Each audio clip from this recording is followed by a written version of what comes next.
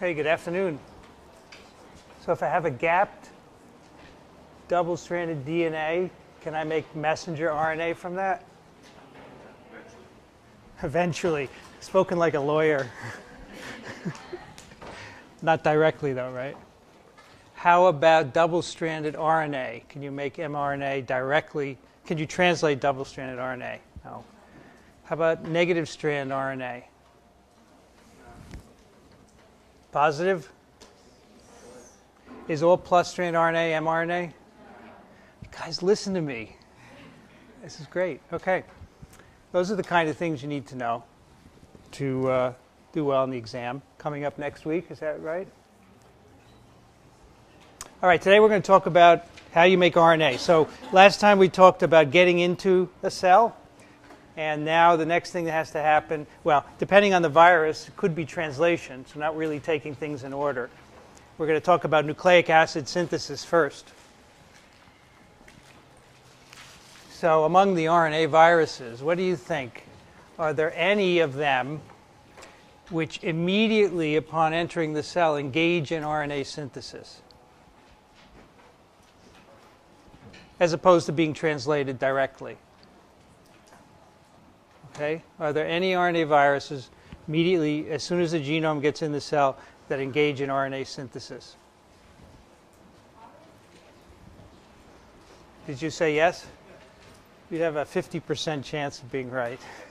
Yes, it's correct. Yes, if they bring in the polymerase with them, the negative strand RNA viruses bring in a polymerase because negative strands can't be translated. So these are the kinds of things you should be eventually familiar with. What's the first thing that happens when the virus gets in the cell? So today, RNA synthesis is going to deal a lot with that. Just to give you a little framework, we've been talking a lot about discovery. Remember, tobacco mosaic virus was the first virus discovered. It was crystallized in 1935. And a year later, those crystals were found to contain RNA. But no one knew what the RNA did.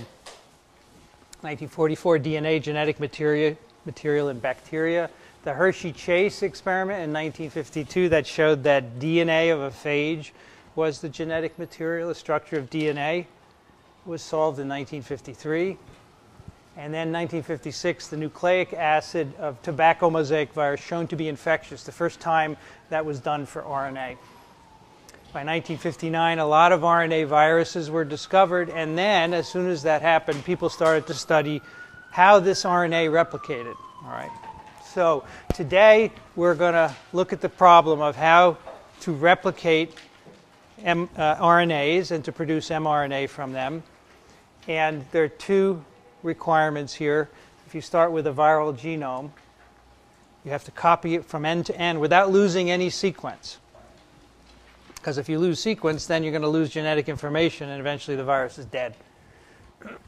So you have to copy it, and then you have to make mRNAs that can be translated. Remember, the goal of every infection is to get to mRNA. So we'll talk about these two things today.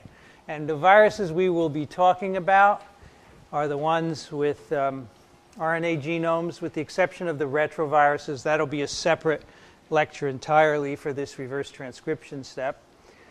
We will talk about plus-stranded RNA, negative-stranded RNA, and double-stranded RNA, how you get message and how you get new genomes. For some viruses, it's the same. The message in the genome is the same. And for others, it's different. Some terminology that we use when we talk about RNA synthesis: replicase.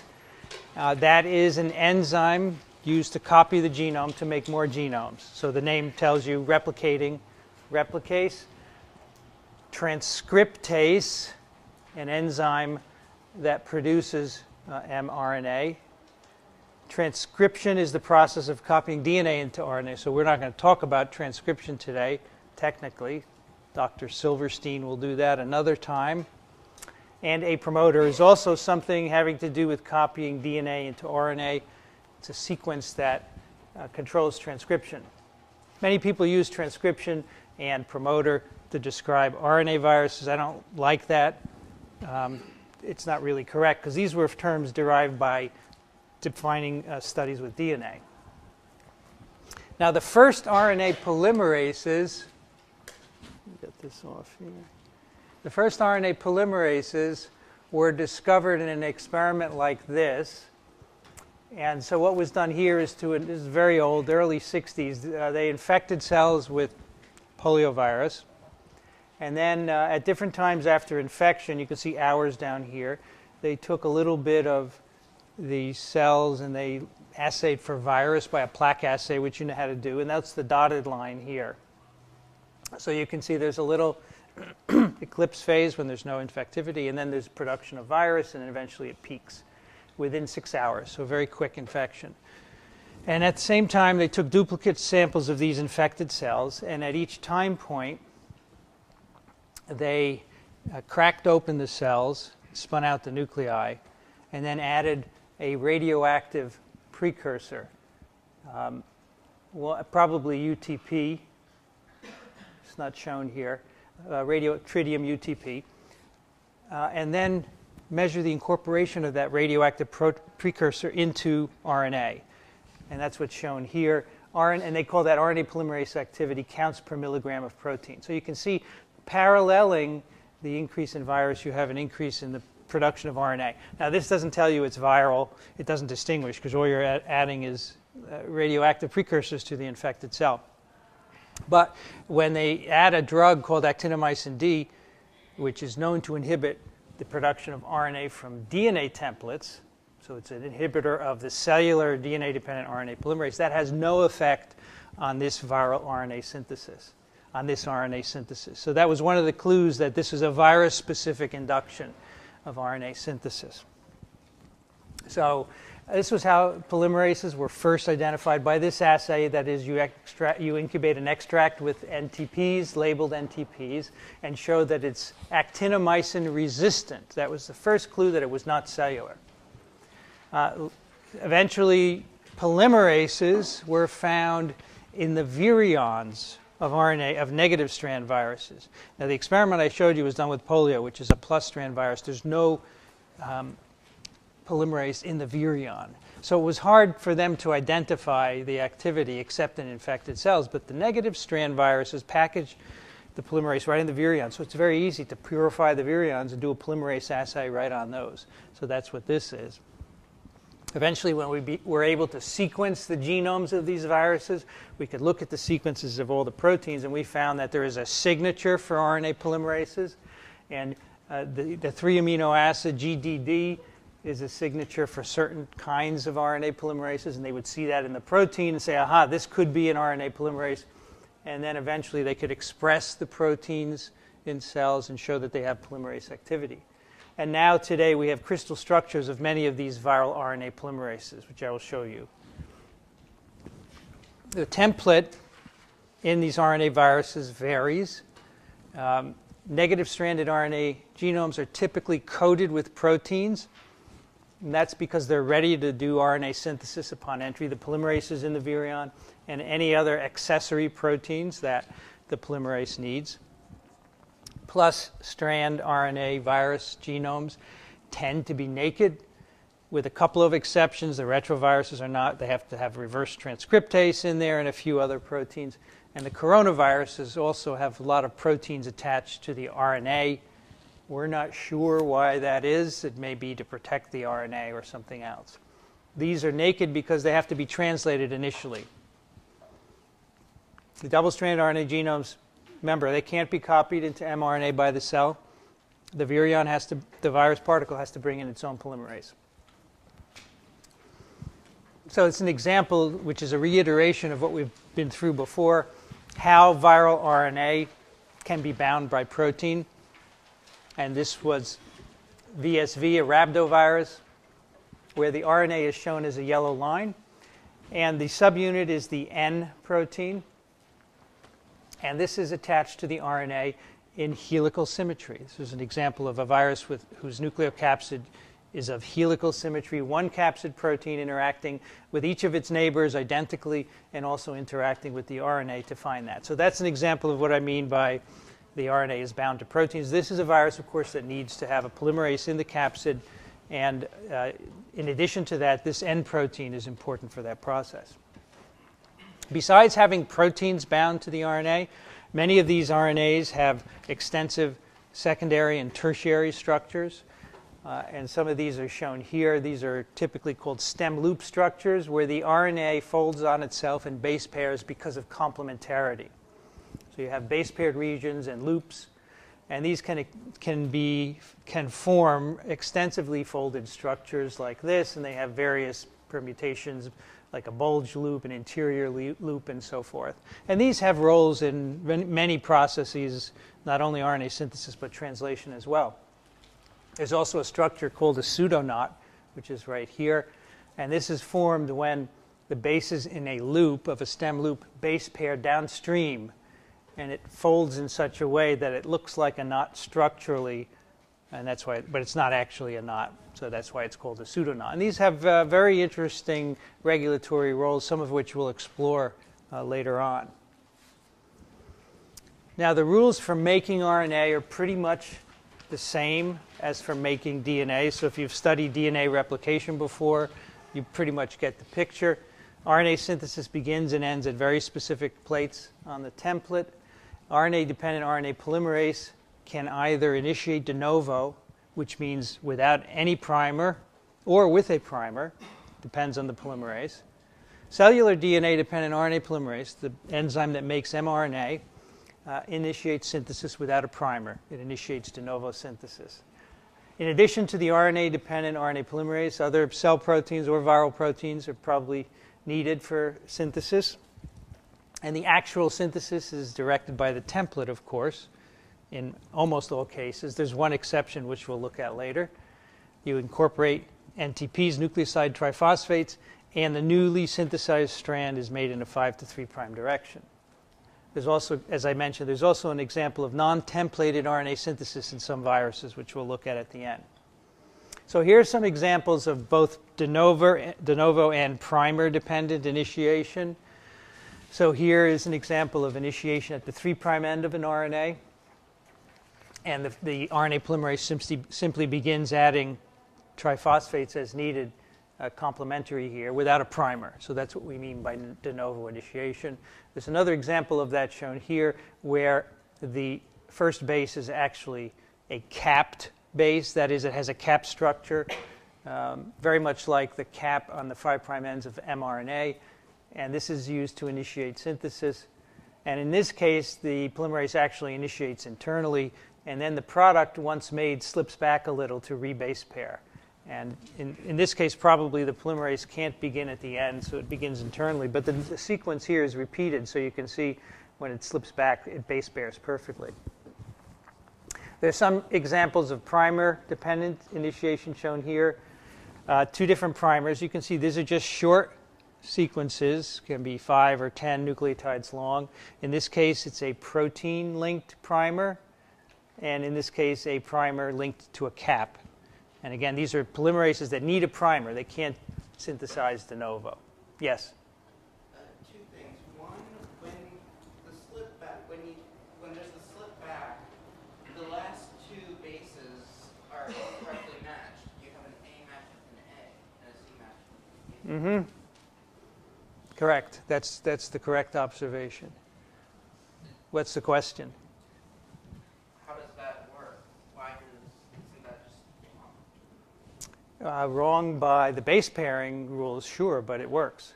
The enzyme doesn't care that there's a mismatch here. It just keeps on polymerizing. This is enough of a complementarity to serve as a primer. And the other thing is, are there any primers that are not protein or cap? They're just primers? Yeah, there are, sure.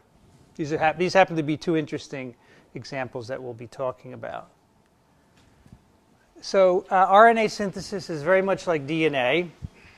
And here we're showing an example of it. There's the 2-metal model for DNA synthesis, which you may have heard of. Same thing for RNA. It happens to be illustrated here using a DNA template. So here's the DNA template. There are 4 bases shown. Here are the bases, the sugars, the ribose, and the phosphate linkages. And we are making a new strand here. Here's the primer. And here is the next base that's going to be inserted by the RNA polymerase. This is a DNA, but if it's an RNA, it's the same idea. And the 2 metals are the 2 magnesiums here. And these are also important for the activity of RNA polymerases. the metals are held in place by two aspartate residues, which are in the polymerase. We'll see structurally how that works in a moment. And the metals help to carry out the polymerization reaction.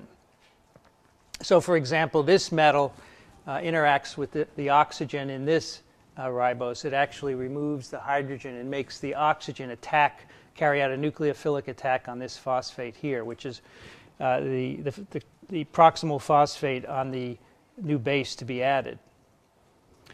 This magnesium assists in pulling off the other two phosphates as a pyrophosphate group. Okay, so they are both involved in the addition by removal of the two phosphates and in the production of this bond. So the net result will be the addition of this T by a phosphate linkage here. So that's how it works. So you have a template here. Your primer is shown here, and the bases are added in this direction. That's the direction of chain growth from 5 to 3 prime, and of course the template is copied from a 3 to 5 prime direction, very much like RNA. So let's take a look at some of these RNA polymerases. Now, when the structures and sequences of all the different types of polymerases were elucidated, it turned out that they had a lot of relationships among them. So these bars are the nucleotide or the protein sequences of 4 different kinds of polymerase that we know of. RNA-dependent RNA polymerase, RNA-dependent DNA, which is reverse transcriptase, DNA-dependent DNA polymerase, and DNA-dependent RNA polymerase. And they all have a similar structure, which you'll see in a moment, and they have areas of conserved sequence, which are shown in these green bars, A, B, C, D, and E. So this suggests that they evolved from a common precursor. Of course, we don't know if that's true or not, but the sequence does suggest that.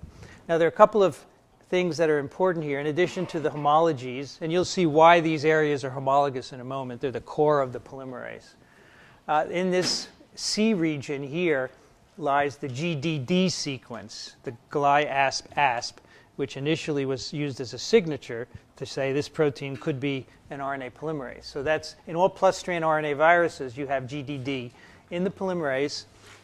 And this is, in fact, the two aspartates are the two aspartates that coordinate the magnesium ions in the active site.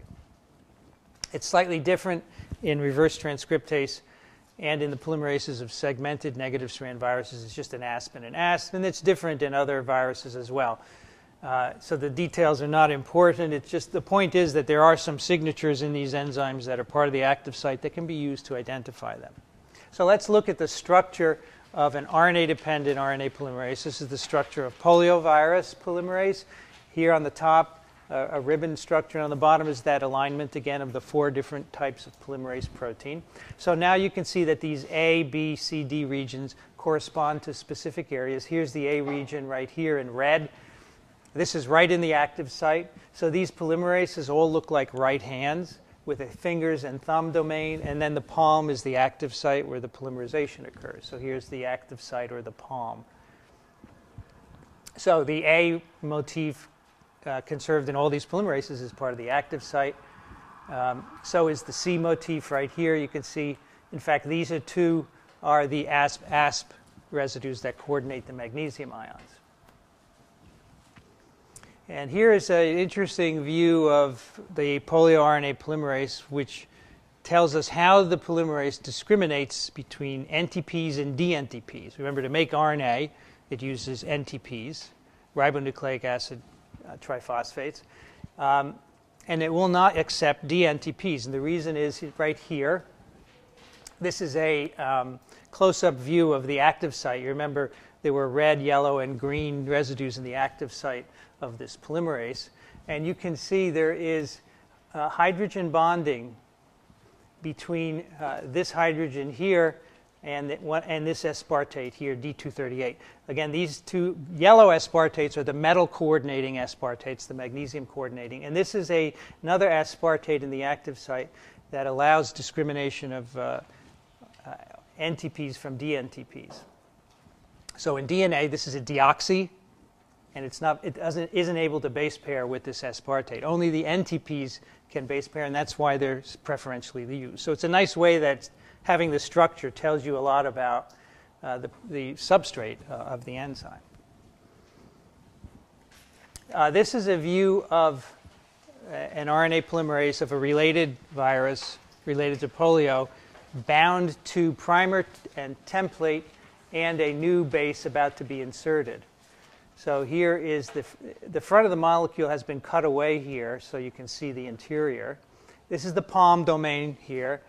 There is one of the two metals in the little orange ball there. And these are the aspartate residues in red. So that's the core of the active site. This is where polymerization occurs. The template is in yellow, and you can see it snakes from the bottom through this active site. And then the primer, this is a primer-dependent enzyme, is shown here. There is the last base of the primer is in purple here. It's an A. And the next base that will be added to the primer is a U, shown up here. Okay, so the template is being read, and bases are being added. The U is in the active site, ready to be polymerized onto the A. So this is actually what it looks like, and we can make a lot of predictions about what happens during polymerizations from these various structures. So this is actually a structure which was solved not just of the protein, but with the primer and the template and UTP bound as well. So let's look now at a more broader view of RNA synthesis. That's just a little bit about the enzyme itself and just one particular enzyme. Let's take a look at different classes of viruses. We'll start with the Plusstrand RNA viruses. On the left, the picornaviruses, polio, the flaviviruses, dengue, yellow fever virus. This is how they replicate their genomes. They have plus-stranded RNAs. They make a minus strand copy, and from that they make more plus strands. Very straightforward replication. And the cap is shown here because some of the flavies have a cap, but remember the picornas have a protein at the 5' end. So we'll talk about how this works. And then we'll move on to the alpha viruses, which have also plus-strand RNA genomes, but they have a funny twist. They make a subgenomic message, and we'll see why that is in a moment. So this is the replication cycle of poliovirus, which you have seen already. The virus, remember, binds a receptor, and because it's a plus-stranded RNA virus, the RNA gets in the cytoplasm and can be immediately translated. Among the translation products are a variety of proteins, including the viral RNA polymerase, whose job it is to take that incoming RNA and make more copies of it. And that's shown here. You start with the input RNA. It's copied to negative strands, and those are then copied to more plus strands. And this is done by the viral RNA polymerase, which has to be produced by translation of the initial RNA. This replication happens to occur on vesicles, and that's what these circles are here. These are membrane vesicles that are actually induced by infection. They're derived from cellular lipids. They're absolutely required for RNA synthesis. In fact, most RNA viruses appear to replicate their genomes on the surface of these vesicles. So let's see how this happens. This is a depiction of the RNA genome of these viruses. It's a single plus-strand RNA. It has a protein linked to the 5' end, and it has a PolyA tail at the 3' end. The genome is translated as one long protein. It's called a polyprotein. And then there are two proteases embedded in this protein. They're called 2A and 3C. And those two proteases chop up the polyprotein into the individual functional viral proteins. And this actually happens nascently. That means as the protein is being made on the genome by ribosomes, as soon as this first protease is complete, it clips this bond, this red bond right here, and releases the capsid protein precursor. That 2A protease can then float in the cell and cleave other proteins in trans. Then as soon as the second protease 3C is made, it processes itself out of the polyprotein and then can also attack bonds in trans. Now the protein we're concerned with here is called 3D-Pol. This is the viral RNA polymerase. VPG, the small protein linked to the RNA, is encoded here. And another protein that has a role in RNA synthesis that we'll talk about is 3A, which is, you can see, is initially linked to VPG. Now, the RNA has very specific signals in it that allow it and only it to be copied by the RNA polymerase and not, say, any cellular polyadenylated mRNA. In a cell infected by polio, only polio RNAs are copied by the viral polymerase, no other RNAs, and that's because of these signals, these three signals. There's a clover leaf at the 5' end. It's a stem loop structure with 3 stems. And somewhere in the middle of the genome is another stem loop, which is called a Cre sequence. And then at the 3' end, just near the PolyA, is a pseudoknot. Remember that twisted 3-dimensional structure that I showed you. These are all signals for RNA synthesis. And we're going to talk mainly about these two here, but it's thought that the pseudoknot is important for recruiting the polymerase to the RNA. So if a cellular mRNA doesn't have this pseudoknot, there's no reason why it would. It's not going to be copied by the polymerase. Now let's look more closely at the 5' end of the viral RNA. Remember, it's linked to a protein. This is the very first base of the RNA. It's a U. Here's the uridine base, the ribose. It's linked by a phosphate linkage to VPG. And that's the little protein at the 5' end. And then we have the rest of the genome. And here's the clover leaf. So the VPG is attached to the first base right next to the clover leaf. This protein is a primer along with some sequence, as you will see, for RNA synthesis. So the polio RNA-dependent RNA polymerase is a primer-dependent enzyme, and its primer is protein-linked. And this is how that works. So the Cre sequence, that stem loop somewhere in the middle of the genome, and I say somewhere because it varies for different bacornaviruses. It can be mostly anywhere in the genome. The stem loop, the Cre is a nucleation point for the addition of bases to VPG, so it can serve as a primer. So what happens here is that the viral polymerase, the RNA polymerase is 3D. It's shown here in blue. It comes to the Cre sequence together with 3C, which is that protease, one of the 2 viral proteases that cleaves the polyprotein.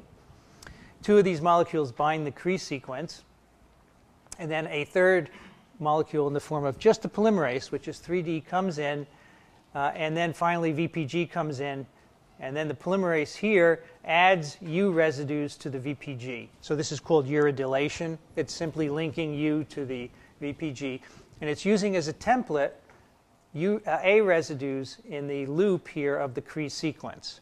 So that's the function of the Cre, to get the polymerase to come there and add U residues to VPG. If you take this Cre sequence away, the virus can't replicate because it cannot uridylate VPG. So the U's on VPG are essential for its function as a primer because they're going to base pair with A residues in the viral genome. All right, and so that is shown here. And this is a very unusual reaction because it's not only membrane bound, but it involves circularization of the mRNA. So if you start up on top here, here's one of those membrane vesicles on which viral RNA synthesis is occurring. And what we have here is a molecule of VPG, shown in orange, still stuck to 3A, which is the protein right next to VPG. So it's not cleaved. It's present as 3AB or 3A VPG, and it's embedded in the membrane. This has a hydrophobic sequence that keeps it in the membrane. That is thought to nucleate the replication complex. The replication complex consists of the viral RNA. It's shown here in green. Here's our Cre sequence, and we've already got the polymerase VPG, and it's been uridylated here. The rest of the genome is circularized.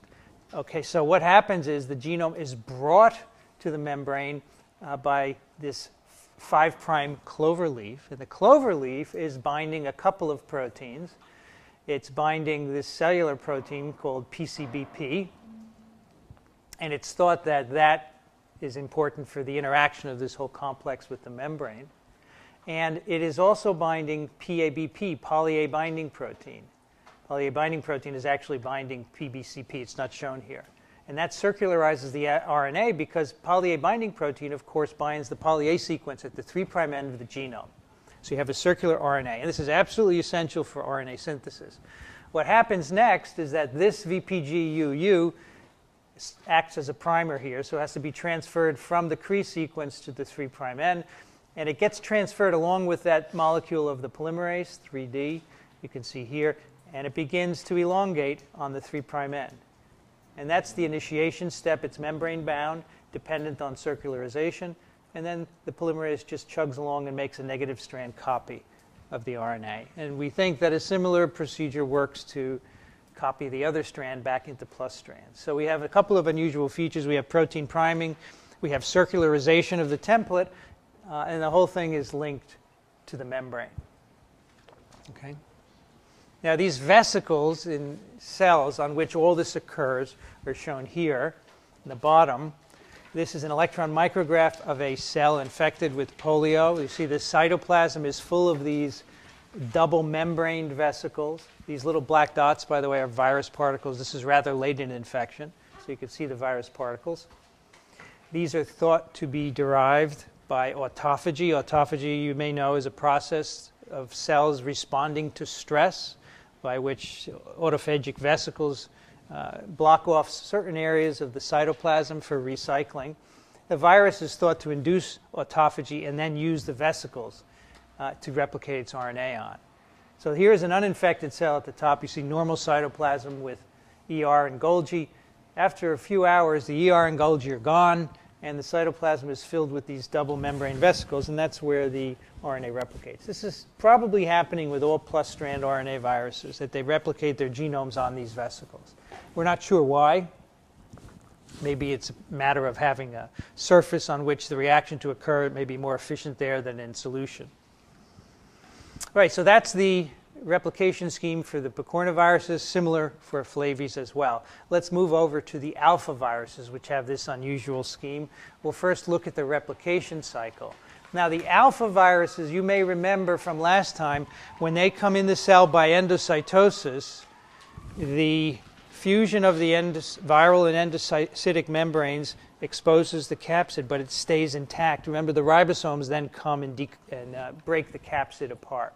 And that's how the RNA eventually gets translated. So here we actually show the RNA out in the cytoplasm here. It's being translated into proteins. And among those proteins are those that replicate the RNA genomes. This is unusual because these viruses do not translate that complete plus strand. Remember, the picornaviruses, you make a long protein that is translated from the entire genome. These viruses don't do that. And if you ask why, I won't give you an answer. It's just that it works. We don't know why these viruses have a different strategy, but it's evolved to do this. So let me show you how that works. So here's the viral RNA as it comes out of the capsid. It's plus-stranded, it's naked, so it's translated immediately. Translation initiates up here near the 5' end, and you make these two proteins here. But this red dot is a translation termination site, a termination codon. So translation stops there. And there's still proteins encoded down here, but you can't access them yet because you've stopped translation. These proteins turn out to be the RNA polymerase of the virus. So the virus makes its RNA polymerase. One of these is also a protease, so these get processed and the RNA polymerase is formed. And then that RNA polymerase not only can replicate this genome, but once a negative strand is made, it can go down here and make a small RNA starting right there on the negative strand. So this is what we call subgenomic mRNA synthesis. Makes another RNA, and that can be translated to access all of the coding region, which is found here. And these are all the structural proteins, the capsid and the envelope glycoproteins that are needed to make new virus particles.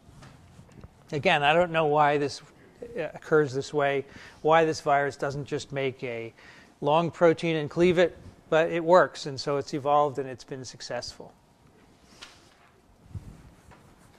Okay, those are the plus strand viruses. Next are the negative strand RNA viruses. And there are two kinds here. There are what we call unimolecular, that is viruses with one negative strand RNA. And then there are the segmented genomes like influenza virus. The schemes are similar for both. You have a negative strand, so that means the virus must carry the polymerase in the particle. That polymerase, for both kinds of virus, initially makes messenger RNAs.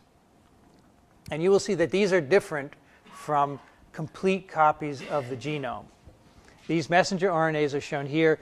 You then make proteins, and some of those proteins will eventually go on to make new virions, but some of those proteins also then eventually switch the synthesis from making mRNAs to replicating the genomes, making full-length plus-strand copies. So you can see the way these are drawn, at least for the segmented, they are not full-length copies of the genome, the mRNAs. So you have to make another distinct plus-strand full-length complement. And then eventually from that you can get more genomes. All right, so initially you make mRNAs, you make proteins, and then you make more genomes. So let's see in some detail how that works. So here's a replication cycle for a rhabdovirus. This is VSV, but it could be rabies virus. Virus comes in by endocytosis, and the genome is released, but that genome is not naked RNA, right? It is a negative strand RNA complex with a bunch of proteins, all of which are needed to make messenger RNA. And that's what happens. Here we see individual messenger RNAs being made because that's what happens for the unimolecular viruses. And each of those can be translated to make viral proteins. And again, some of those viral proteins eventually turn on the ability to make full-length copies of the genome and not just messenger RNAs. So initially you make mRNAs with the polymerase that's in the particle. You just make mRNAs. You need new viral protein synthesis to then make additional genomes.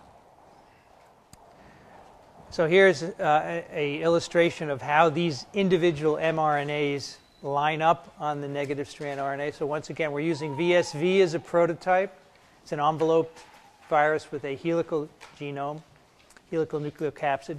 Here's the negative strand RNA, one long negative strand. This comes into the cell with its polymerase, and the virus makes individual mRNAs.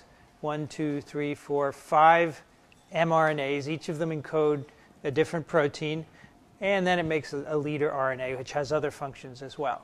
Each of these mRNAs are capped and polyadenylated, so they can be used by the ribosomes in the cell to make proteins. So let's look at the switch between mRNA synthesis and the synthesis of full-length genomes. Because you remember, if you just kept making mRNAs, you'd never be able to make more viruses because these are not full-length genomes, right? You need to make some complete negative strand genomes. So initially, when the virus comes in the cell, it engages in mRNA synthesis. Here's a description. Here's a picture of the polymerase brought in the virion. It copies starting at the 3' end and makes a series of messenger RNAs. Once translation occurs, there is a switch to the synthesis of a full-length plus strand. And that can then be used by the viral polymerase to make new genomes. So you see, you have to switch here because the mRNAs are small. They're not genome size. You have to switch to this. Yeah? You said once translation starts, that it switches over. Right. After how many mRNAs made? What's the trigger? So the trigger is this protein right here, N protein, the nucleocapsid protein. That's the protein that coats the RNA. It forms the nucleocapsid. The viral RNA is coated with it initially. And the idea is that as you're making new mRNAs, these do not get encapsulated with the N protein. As soon as you make enough N protein, then the newly synthesized RNAs start to be coated with N. You can see one here. The idea is that N allows the polymerase to copy the whole RNA template and make a full-length plus strand. So the answer is as soon as you have enough N made, you start to make full-length plus strands. That's the switch, the N protein. Yes? Is that full-length plus strand not translated because it doesn't have a 5' cap? Yeah, this doesn't have a 5' cap. And even if you could translate it, you would only get the first protein made. Then there would be a termination codon, and that would be it. Right? But that's one of the reasons, yeah. It's also not polyadenylated. Okay, everybody see the switch? It's the N protein, and that's why you need protein synthesis. So we draw the polymerase a little differently here. It's got a little molecule of N to signify that. So that's a common theme with these negative strand viruses. You'll see with flu 2, the N protein seems to also regulate this switch. Now, the way these mRNAs are made, here's again the negative strand RNA. And these are the first 3 genes, N, P, and M. The polymerase binds at the 3' end. This is a primer-independent polymerase, doesn't need a primer. It makes an mRNA of the N protein. and then it stops. There's an intergenic region, this little red region. It's got termination signals in it. The polymerase stops. You now have a functional N mRNA. It can fall off and be translated. And then the polymerase remains on the template and then starts the next mRNA for the P protein. We'll make that stop. The P protein mRNA is released and go and down the line. So for reasons that are known, the polymerase has this sequential ability to go down the template and make mRNAs. It doesn't randomly initiate everywhere. It just initiates at the 3' end and then passes down. Now, these intergenic regions are also important for polyadenylation. Here's a blow-up view of one of those intergenic regions. So here is the negative strand genome. That's the end of one gene here. And you see the end of an mRNA being made by the polymerase. In this intergenic region, there is a stretch of U residues. And when the polymerase sees this, it begins to slip. It doesn't move forward. It just sits there and turns out A's. And that's how you get a polyadenylated mRNA. And after about 200 A's or so, the polymerase stops doing this, releases the mature message, and then moves on to initiation of making an mRNA of the next gene. That's shown here. And you can see these mRNAs begin with a cap. They are put on at the beginning of transcription, and that becomes the cap of the mRNA. All right, so in this intergenic region, you have a polyuse signal for polyadenylation and a signal for termination of synthesis. So polyadenylation for these viruses is different from what you may have learned for polyadenylation of mRNAs by DNA polymerase, DNA-dependent RNA polymerase. So there is a signal that initiates polyadenylation. Here it's just templated, and slippage gives you a lot of A residues. Okay, so that is the pattern for viruses, negative strand genomes, one molecule. We're going to look at flu now. A lot of the concepts are the same. The difference, one of the main differences for flu is that all the RNA synthesis occurs in the nucleus. So the negative strand and the Plusstrand virus that we've talked about so far, all that synthesis is cytoplasmic. There are just a few RNA viruses that have to go in the nucleus. Flu is one of them. And it's probably because the virus needs to use capped primers from the nucleus. And I'll explain that to you in a moment. So in this scheme of replication, the virus comes in the cell. Remember, it fuses with the endosome as the pH drops. The RNPs are released. They go into the nucleus via the nuclear pore. And then in the nucleus, they are copied by the viral RNA polymerase, which is attached to those RNAs as it comes into the nucleus. You make a series of mRNAs, one or two for each RNA segment. Remember, this is a segmented RNA virus. But those mRNAs are short of the template. They're not complete copies of the negative strand template. So again, you have to switch at some point to a synthesis, a mode of synthesis where you get complete Plusstrand copies of that RNA. And again, we think it's triggered by the NP protein. So the mRNAs are made, they have to be exported in the cytoplasm because after all, that's where translation occurs. And then new viral proteins, if any of those are needed in the nucleus, and some of them are, they have to be shipped back in again. And then everything has to be shipped back out again to make more particles. A bit of a convoluted replication cycle, but apparently works very well. It's quite successful virus.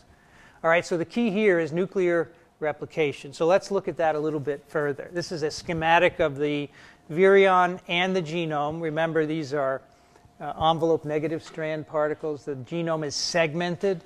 Each segment is wrapped in protein. Someone asked me last time if these are helical, just like the VSV pictures, and the answer is yes. Here's an example of that. This is one of the RNA segments wrapped up in N protein, and as you can see, it has a helical structure. And in this very nice diagram, you can see the individual helical mRNAs packaged into the particle right there. So here are the 11 segments. For influenza A viruses, there are 8 of them. And each of them encodes mostly one protein, but in some cases 2. Here are the individual mRNAs that are made from each segment. And here are the viral proteins that are translated from each mRNA. Now, some of these mRNAs are, in fact, spliced, so you can get a second protein made from them. You know, splicing occurs in our cells. It also occurs in cells infected with influenza viruses. The initial mRNAs are spliced. That gives you a different open reading frame, and you can get a different protein. So 1 or 2 proteins per segment. So let's look at how this works. So here's our negative strand RNA genome. Remember, it's all wrapped up in protein. It's helical structure like here. And the virion has a RNA polymerase with it. Remember, just to copy this into an mRNA. The viral RNA polymerase makes an mRNA. This is a primer-dependent polymerase. The primer is a piece of cellular mRNA that the virus steals. It takes mRNAs from our cell, it cleaves them to make primers. We'll look at that in a moment. And then it takes those capped primers and uses them as primers to make viral mRNAs.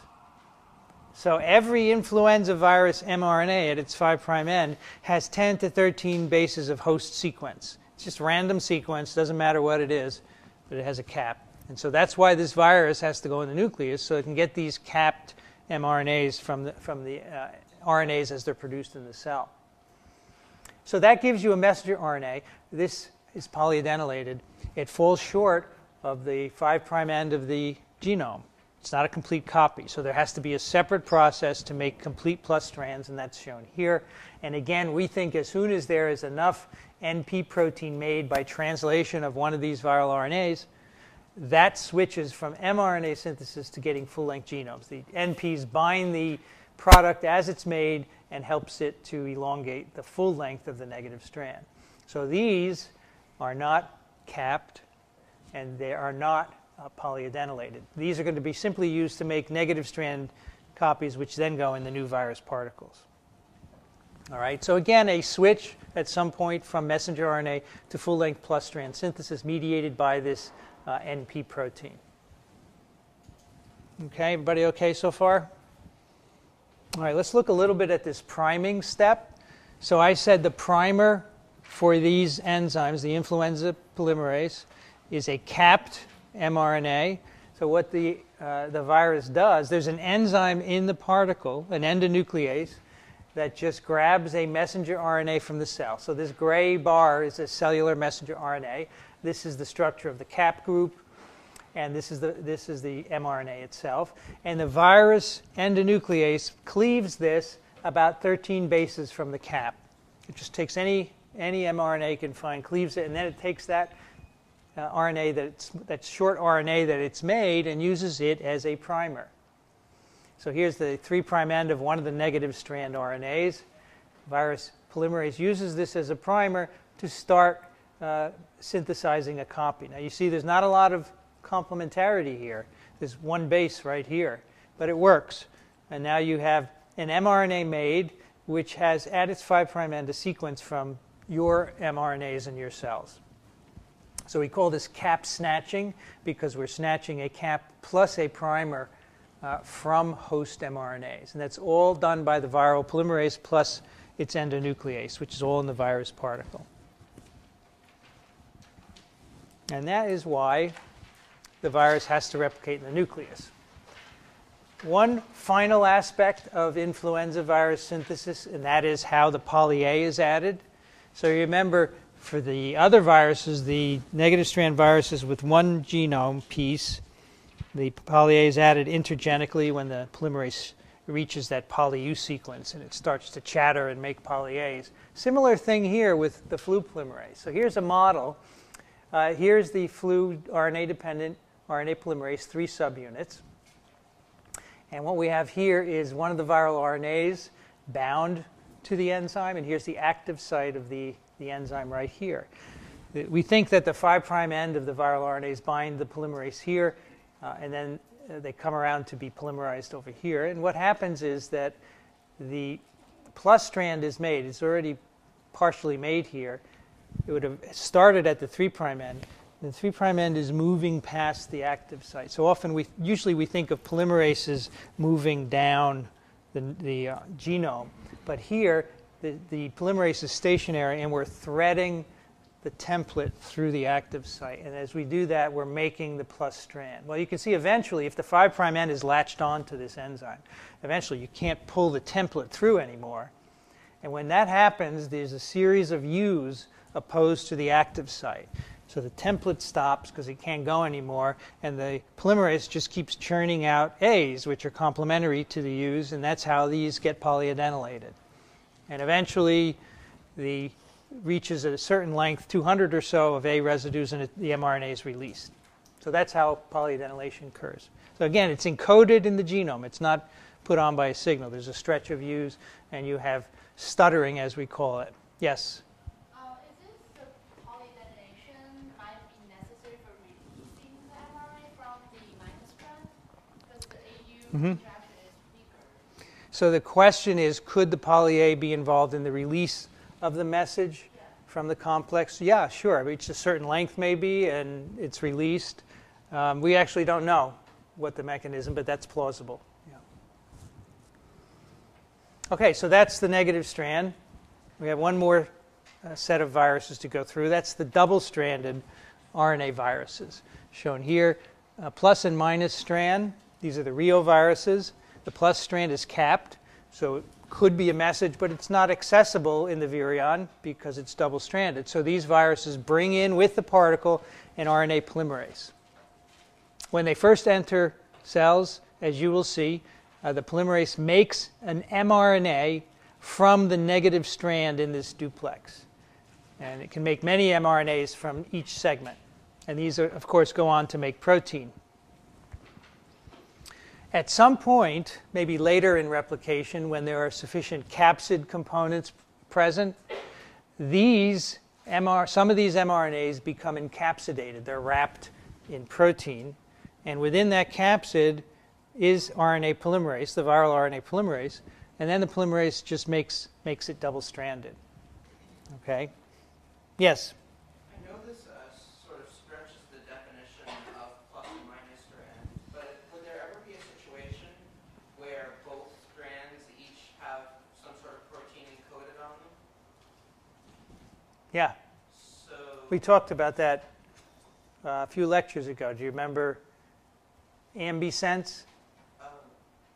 They have both plus and minus strand, yeah. It doesn't happen in these viruses, but it does happen in others, like Lassa virus is a virus like that. So yeah, it can happen. So this is unusual replication because you can see only one strand is a template. It's conservative replication. You know, our DNAs replicate semi-conservatively. The strands separate and each is copied. But here only one is copied. It's quite different. So here is a reovirus particle. This is the mature particle right here, the virion. And remember, these are unusual because they have two icosahedral shells. They're concentric. And now you will learn why I told you that a few weeks ago. This virus goes through two stages during entry. First, what's called an ISVP. A little bit of the outer proteins are taken off. And then finally, the entire outer shell is taken off. You get the core. And the core is the substrate from which the mRNAs are made. Here are the double-stranded genomes. Each of them gives rise to an mRNA, which in turn is translated into a protein. So let's see how this happens. So here's a replication cycle of a reovirus. So the virus is taken up by endocytosis. Look at this pathway right here. It's double-shelled. And look at this pathway right here. This is the double-shelled virion. It's taken up by endocytosis. The double shell is removed in the endosome by enzymes. So, you know, endosomes are acidic initially, and then they fuse with lysosomes, and the lysosomes deliver all kinds of enzymes. Most viruses get out of the endosome before that lysosome fusion occurs because they would be degraded. Reoviruses like to stay in the endosome until after lysosomal fusion because they use those enzymes to strip off the outer shell. So they've evolved to do that. So here we have now a ISVP, a subviral particle basically. It is able to penetrate out of the endosome. This inner shell is hydrophobic. And eventually it ends up in the cytoplasm and it begins to make mRNAs. So you see the genome is still inside, the polymerase is in there, and the segments are copied and the mRNAs come out probably at each 5-fold axis. There's a little turret or tunnel, and you can see them coming out. The capped mRNAs are coming out. So the genome never actually comes out of the particle. It stays in there with the polymerase, and the mRNAs come out. So the mRNAs make, sorry, you have a question? Yeah, I'm sorry. I'm confused as to how many layers are stripped off by the acids in the endosomes. So the outer layer here is stripped off. So here it's double, here it's single, and then it's coming out. And then to make mRNA, you take more proteins off, but this is the inner icosahedral shell. It's just missing some structural components. It's stripped until number 9, basically, in the endosome. That's, no, it's stripped until the ISVP, which is this guy here, and then it becomes a core in the cytoplasm, which is what this is.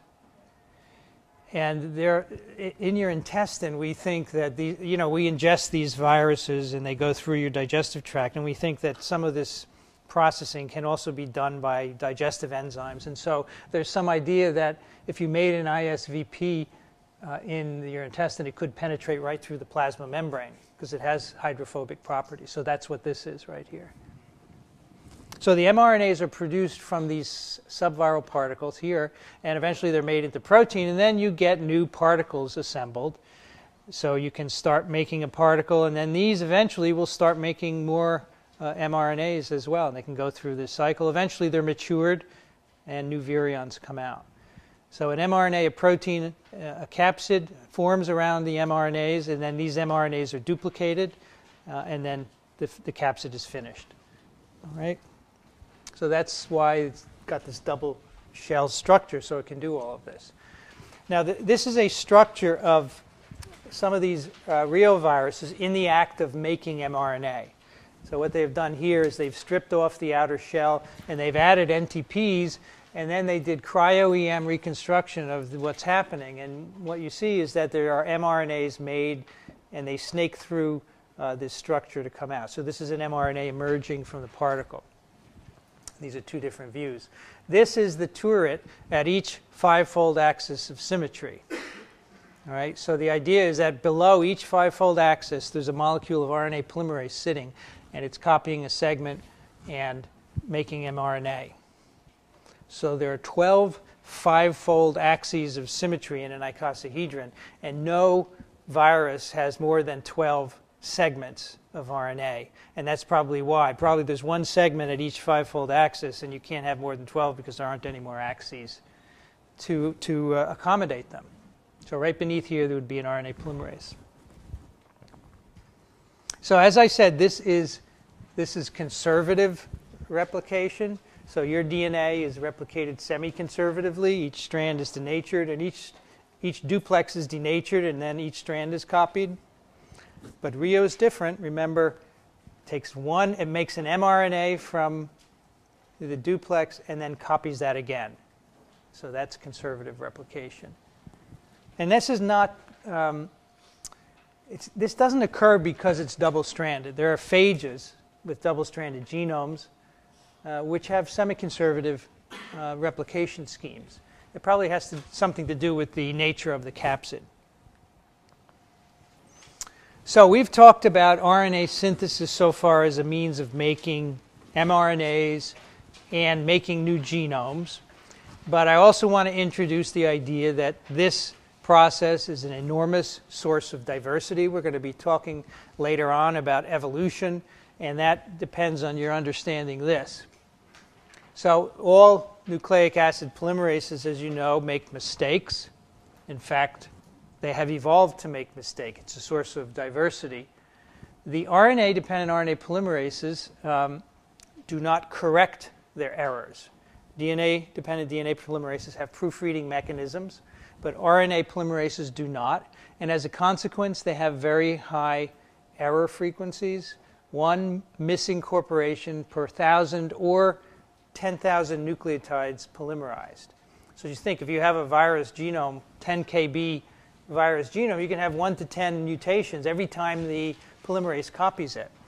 So if you're making hundreds and hundreds of thousands of genomes during an infection, you have a lot of diversity. Now I said that this diversity is actually good, and it comes from the following experiment. here's our PolyA RNA polymerase. And a number of years ago, someone made a single amino acid change in this polymerase up here in the fingers region. And that makes it, the polymerase make less mistakes, substantially less mistakes. So instead of 1 in 10 to the 3 or 10 to the 4, it's 10 to the 5 or 10 to the 6, tenfold better at putting the right base in. Those viruses are sick. They can't compete with wild-type viruses. If you put them in some kind of competitive situation, so you mix wild-type and this mutant virus together, the wild-type always wins. So the story is, or the conclusion is, that viruses have to make mistakes in order to compete, in order to be able to evolve. And that's why polymerases exist that make mistakes. If we didn't have them, we wouldn't evolve, and organisms would not be able to adapt to changing conditions. Viruses are always encountering new environments, whether it's within you or from host to host. And to adapt to those, they have to be able to make mutations, and those mutated viruses are selected. So RNA synthesis is a main source of this diversity, and we'll talk about the consequences of that later on. Another source of diversity occurs during RNA synthesis, and that is RNA recombination. And in this case, what you have a polymerase copying this brown molecule here. And if it's nearby another genome of similar polarity, sometimes the polymerase switches templates, so that what you end up getting is a recombinant, where you have sequences from this template and this template, shown here. So this occurs when the polymerase switches templates, because these RNAs in a cell are all mixed up and coiled together. It's very easy for this to happen. So this is bona fide recombination. It does occur, and you can see that it would make for diversity because you can combine traits of different genomes. So the other version of this is reassortment, remember, when you have a segmented genome and a cell is infected by two different strains of a segmented virus. The segments can reassort, and the parents can have a mixture. So that's different because it doesn't involve the production of hybrid RNAs. That's simply reassortment. That tends to be higher frequency. This is lower frequency, but this also occurs. All right, so we have making mistakes, we have recombination, and then finally we have non-templated RNA synthesis. So what this means is that the RNA polymerase adds in bases that are not specified by the template, non-templated or RNA editing. And the example here is shown with a paramyxovirus, measles or mumps. These are viruses with negative strand RNA genomes. And what happens during the synthesis of this particular mRNA, the P mRNA codes the P protein. Most of the time, the polymerase makes a faithful copy of the template. But at a fraction of the time, it adds bases, 1 or 2 bases. And what that does is it shifts the reading frame of the message, and you get a different protein. So this segment, this mRNA, can now encode 2 different proteins. So it's another way to get diversity. It's since been discovered in other organisms as well, non-templated RNA synthesis. And how that happens is shown here. The polymerase, for example, is making an mRNA complementary to this minus strand. And then typically this happens in runs of U's and C's. You can see the polymerase is adding a G here. It adds an extra G and then resumes with the normal copying of the template. So you have an extra G at this editing site. The result is you have most of the time the normal protein, but when you put in the extra G, you shift the reading frame, and the C terminus of that protein is different, so it can have a different function. So without specifying genetically this information, the polymerase can add it. And it probably has to do with the nature of the sequence and probably also secondary structures. So that is another source of diversity at the level of RNA. So we have the error-prone replication, the recombination, and then finally the non-templated RNA addition. And that is RNA synthesis.